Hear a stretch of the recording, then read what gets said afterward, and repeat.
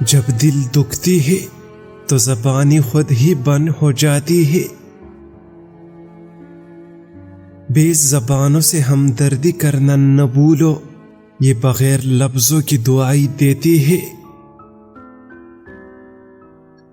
قبرستان ایسی نوجوانوں سے بری ہوئی ہے جو بڑھاپے میں توبہ کرنے کی خواہش مند تھے۔ نشہ کسی بھی چیز کا ہو، انسان کو غلام بنا دیتا ہے۔ انسان غیروں سے ملی عزت اور اپنوں سے ملی ذلت کبھی نہیں بھولتا۔ زندگی میں ایک ایسی انسان کا ہونا بہت ضروری ہے جس کو دل کا حال بتانے کے لیے لفظوں کی ضرورت نہ پڑے۔ کسی انسان کو اس کی انتہائی کمزور پہلو سے مت توڑے۔